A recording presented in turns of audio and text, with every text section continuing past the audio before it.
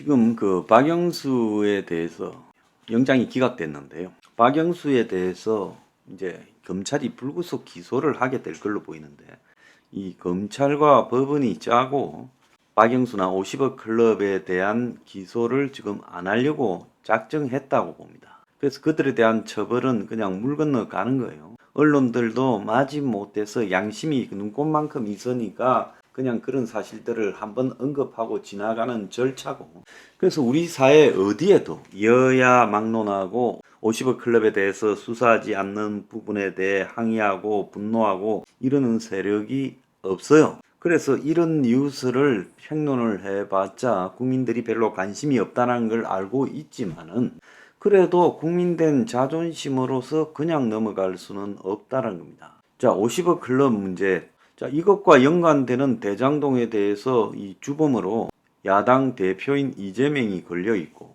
또 여당에서도 50억 클럽 멤버들과 현 여권의 핵심 실세 간의 관계가 예사롭지 않다라는 것은 국민들이 상당수 알 수 있습니다. 그리고 얼마 전에는 이 김만배가 오히려요, 연희동 집을 가지고 협박하는 형국을 보였고, 그럼에도 불구하고 지금 김만배에 대해서 제대로 처리도 못하고 있어요. 그래서 지금 돌아가는 상황을 보자면 결국 대장동과 관련해서는 전체가 흐지부지 네 것도 그냥 덮어버리고 내 것도 덮어버리자는 식으로 갈 가능성이 크다라고 봅니다. 그래서 결국 대장동에 그 집을 바가지 쓰고 2,500만 원 가까이 사서, 지금은 집값이 올랐다고 행복하지 모르겠지만 좀 있으면 집값도 떨어지고 하면 그때서 이제 대장동 주민들의 분노는 현실화되겠죠. 산 사람도 분노하지 않아요. 불법을 저지르든지 뭐 1조를 남겨 먹든지 우리는 사서 그 시세보다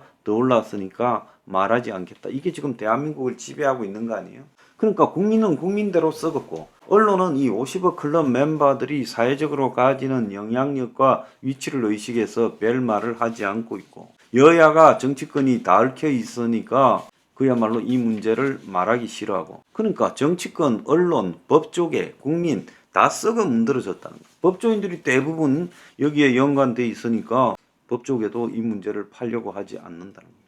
이 문제에서 특검을 하자라고 했던 야당도요, 솔직히 말하면 특검을 하자고 했던 야당도 실제 특검할 생각이 없이 그냥 이재명에 대한 공격을 갖다가 무산시키고자 50억 클럽 특검을 주장한 거고, 여당은 한다 하면서 절대로 이 특검을 받을 리가 없다는 거예요. 그래서 하자 이러면서 결국은 둘 다 적극적으로 나서지 않고 있는데, 저는 중립적인 특검이 임명되어서 상시 특검이 아니라 이것은 박근혜 국정농단 의혹처럼 이 특검 자체를 별도의 법을 통과시켜서 독립적이고 중립적인 그런 특검이 여기에 행해져야 된다. 그 방법 말고는 없다라고 저는 보고 있습니다. 자, 윤석열이 신임 차관들한테 헌법 시스템에 충성을 해달라, 윤석열 정부를 반카르텔 정부라고 규정하면서 이권 카르텔과 가차없이 싸워달라고 당부를 했어요. 그러면서 헌법 정신에 충실해달라, 내정도 외치도 자유민주주의 헌법 정신을 가지고 행해야 한다. 그러면서 공직자 시절 사람에게 충성하지 않는다라고 말해서 국민에게 강한 인상을 남겼다는 윤석열은 국가, 국민, 헌법에 충실해달라, 이는 말을 갈아타라고 하는 것이 아니라 헌법 정신에 맞게 말을 제대로 타야 되는 것이다. 단지 정권이 바뀌었으니 거기에 맞추라는 게 아니라 자유민주주의 시장경제 원칙에 부합하는 헌법 정신을 구현할 수 있도록 자신의 업무를 국정운영 방향에 충실히 마찰하고 말하고 있어요. 그러면서 우리 정부는 반카르텔 정부다, 이권 카르텔과 가차없이 싸워달라고 당부하고, 민주사회를 외부에서 무너뜨리는 것은 전체주의 사회주의고 내부에서 무너뜨리는 것은 부패한 카르텔이다. 최근에 문은 줄곧 이권 카르텔을 척결 대상으로 지목해서 사회 곳곳에서 일부 정치 세력 관료가 사적 이윤 추구 집단과 결탁의 카르텔을 형성했고, 결국 국민 대다수가 피해를 당하고 미래 세대 약탈로 이어져 나라를 좀먹는다. 자, 자, 윤은 지난달에도 차관으로 승진한 비서관들에게 부패한 입금 카르텔은 늘 그릇들하게 포장되어 있다. 이를 외면하거나 손잡는 공직자들은 가차없이 엄단해야 된다. 공직자들이 맞서기를 두려워한다고 하지만 이 카르텔 기득권을 깨는 책임감을 가지고 국민을 위해 국익을 위해 일하는 공직자가 높이 평가되고 발탁되어져야 한다면서 입금 카르텔 연루 공직자들을 정리해야 된다까지 말했어요. 자, 그렇다면 내가 한마디 하겠습니다. 지금 눈앞에 보이는 최고 입금 카르텔이 뭡니까? 50억 클럽이요. 법조계 카르텔이잖아요. 검찰, 판사 이들이 부동산 투기꾼과 결탁을 해서 지금 카르텔을 벌인 게 대장동이지 않습니까? 그러면 최고 입금 카르텔인 대장동을 어떻게 해야 되겠어요? 그야말로 맞서서 싸워서 정리해야 되는데 어떻게 이 입금 카르텔은 대장동에게는 적용이 안 되는 거예요? 할 말 있어요? 내 말에 반박해 보세요. 정부 대변인이. 입금 카르텔은 대장동 빼고 적용되는 겁니까? 웃기고 자빠졌다고 내 이야기를 하겠습니다. 그래서 말을 하려 그러면요. 앞뒤가 맞게 해야 된다.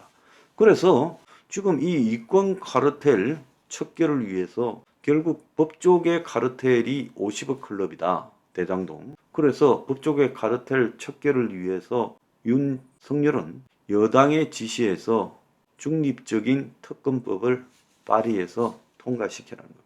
자, 그래서 윤이 이런 그 대장동 입금 카르텔, 법조 카르텔이잖아요. 대한민국에서 카르텔 중에 제일 센 게 법조인 카르텔이죠. 그럼 그 법조인 카르텔에 대해서 손을 안 대고 뻔히 방치하면서 차관들을 갖다가 새로 임명해서 자기 진위대로 각 부서에 박았어요. 그건 좋아요. 비서관을 다 차관으로 내보내서 차관이 장관을 감시해서 또 내부에 일 안 하고 정부의 국정운영 방향이나 헌법에 반하는 공직자들을 척결하고 입금 카르텔을 갖다가 뿌리 뽑는 거. 그건 좋아요. 사학 카르텔을 뿌리 뽑는 것도 찬성합니다. 근데 중요한 거는 진짜 중요한 카르텔이 법조인 카르텔인데 윤도 법조인이잖아요. 그러면 법조인 카르텔은 놔놓고 나머지 카르텔을 척결하라고 하면 센 카르텔은 놔놓고 약한 카르텔만 정리하는 겁니까? 거기에 대해서 한번 답을 해야 될 거 아닙니까?